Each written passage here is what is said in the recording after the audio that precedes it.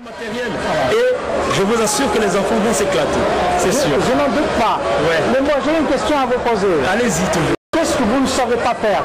Parce que tellement vous savez tout faire, que je me demande si ce que vous savez. Ouais. Vous êtes chanteur, vous êtes artiste, vous êtes animateur. En fait, je fais des ateliers souvent avec les enfants, les marionnettes à fil. Je fais la calligraphie pour bien écrire. Je fais l'éveil musical. Donc je présente les instruments que les enfants ne connaissent pas encore. Ils peuvent connaître les instruments d'ici, mais ne connaissent pas les instruments qui sont dans d'autres pays. Donc je fais des animations autour de ça. L'initiation à la peinture, vous avez vu, des petits concerts pour les enfants, vous avez aussi vu, et puis une animation générale pour tout le monde. Voilà. Et ça, c'est Charlie.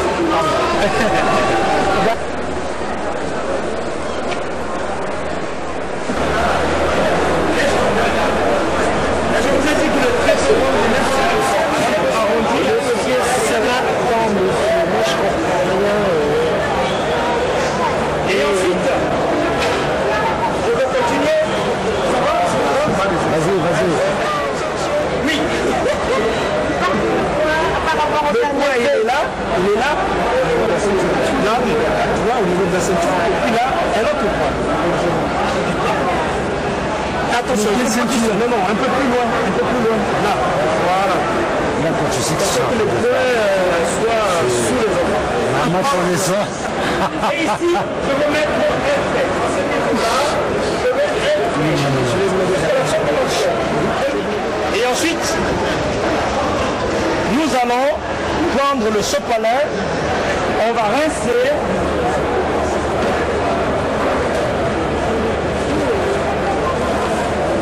On pose le pinceau sur le sopalin et on le tient très fort. Et je vous ai dit, il faut prendre la position du tireur de l'arc et vous tirez le pinceau. Il est bien essuyé et il est pointu en plus. Voilà. Alors, nous allons changer de couleur.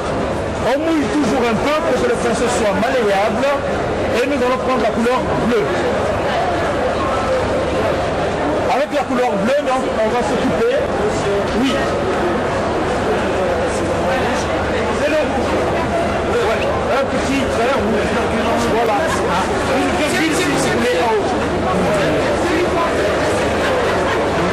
Alors, ici, nous allons mettre un petit trait là. On a mis un petit trait là.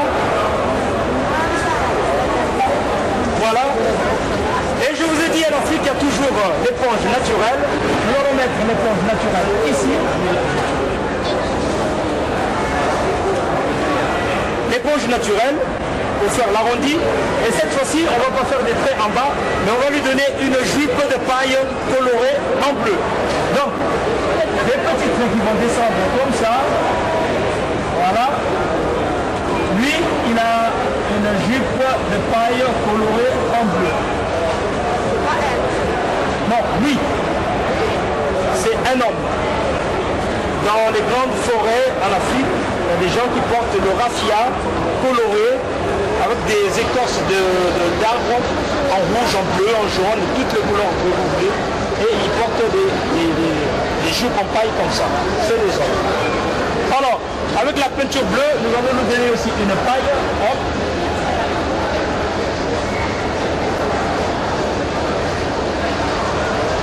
Et puis pendant que vous êtes en train de faire, je vais vous donner d'autres couleurs. Vous allez voir. Voilà, ça, je n'ai pas encore coupé. Voilà, ça, c'est une bouteille encore neuve. Jamais. Je te dis. Armé jusqu'au bas. Ah oui. Bon. Je viens en retard.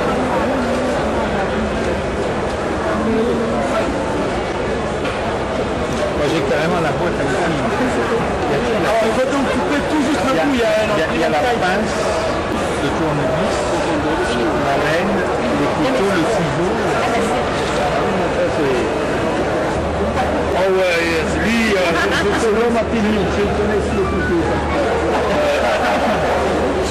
Parce que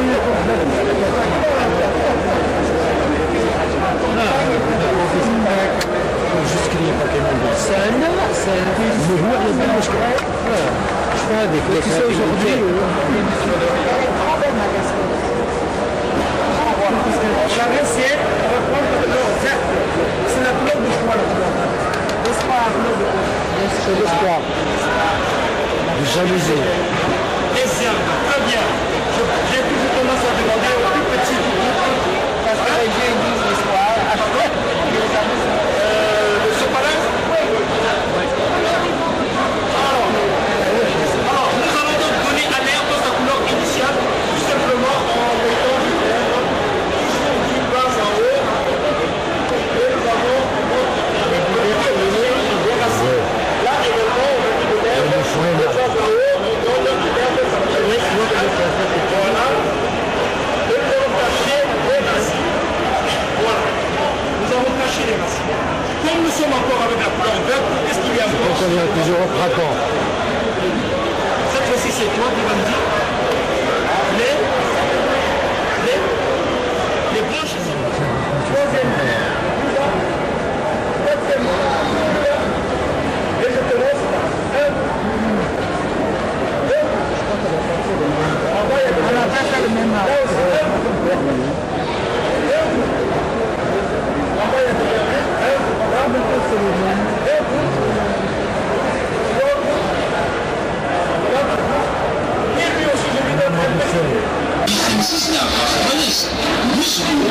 Ma petite comme l'eau, elle est comme de l'eau vive, elle coule comme un ruisseau que les enfants poursuivent.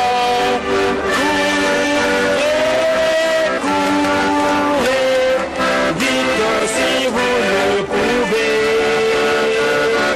Jamais, jamais, vous ne la rattraperez.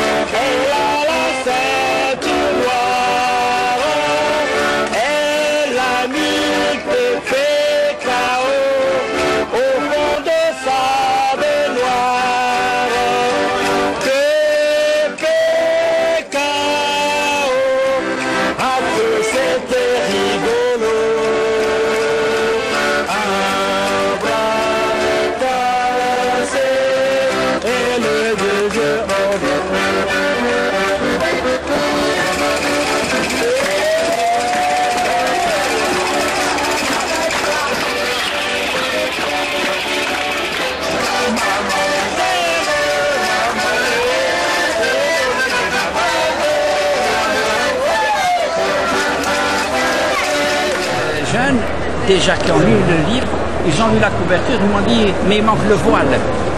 La mariée algérienne, oui, aujourd'hui, parce qu'elle est entre guillemets européenne. Mais la mariée d'autrefois, voilà comment elle se présente. En tout cas, c'est un des modèles. Voilà, je crois que le plus important, c'est que le lecteur lise ça. Et j'espère qu'il en tirera profit. Aux jeunes de Bir Khadem, et d'une façon générale à la jeunesse, je présente brièvement l'émir Abdelkader, mais la jeunesse de l'émir Abdelkader. Tout le monde sait que l'un des héros nationaux, bien entendu, parce qu'il y a Mokharani et d'autres, mais disons l'émir Abdelkader, on dit, et c'est vrai, c'est une immense personnalité historique. On sait qu'il a été diplomate, qu'il a été guéri, bien entendu, qu'il est poète, qu'il est soufi, etc. Mais chose qu'on ne sait pas, c'est la jeunesse. Comment cette personnalité immense, elle n'est pas née de façon spontanée. Donc il y a un passé, c'est-à-dire un héritage social, culturel, historique, plus sa formation. Alors je raconte comment a eu lieu cette naissance, comment il a été éduqué, comment il a été instruit, comment il a vécu dans la zaouia de son père, Mouhyiddin, je dis bien Mouhyiddin, parce que l'autre prononciation est défectueuse. Et je pense que si les jeunes de Bir Khadem, notamment du CEM Bogara, et d'autres, évidemment, seraient très intéressés de voir quand on est sérieux, quand on est intelligent, quand on est éduqué et quand on a le respect de soi-même, je dis bien de soi-même, on doit s'élever. Et l'émir Abdelkader, c'est ce qu'il a fait. D'ailleurs, à aucun moment, je dis l'émir Abdelkader, parce que lorsque je parle de lui ici, il est encore jeune. Et je m'arrête justement lorsqu'il a été élevé au rang de l'émir. À partir de là, disons, c'est l'historien qui continue. Voilà une chose.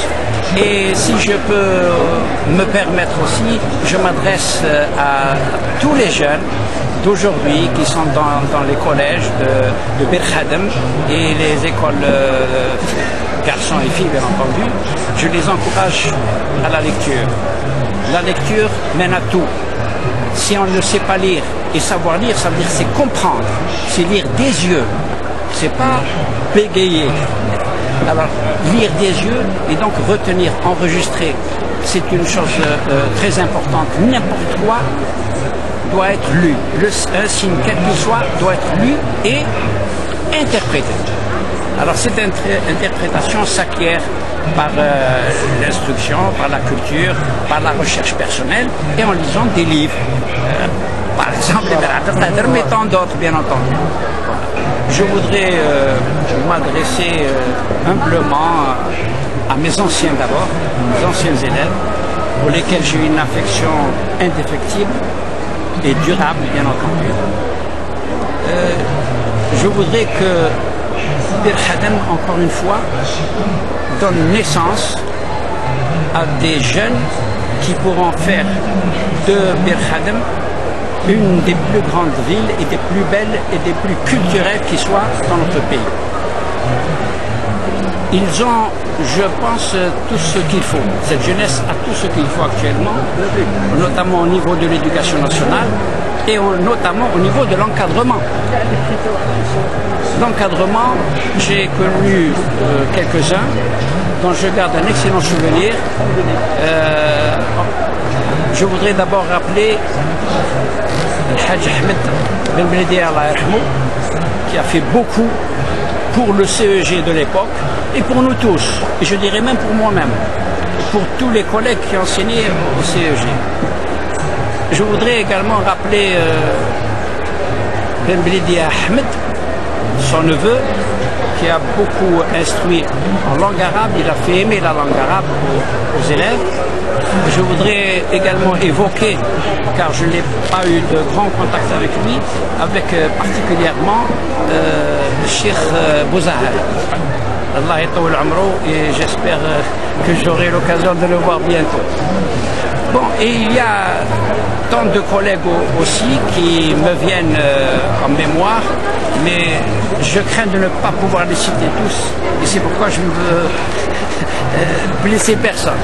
Mais qu'ils sachent tous, un à un, ainsi que mes anciens, un à un, j'ai encore une fois un amour pour eux. Para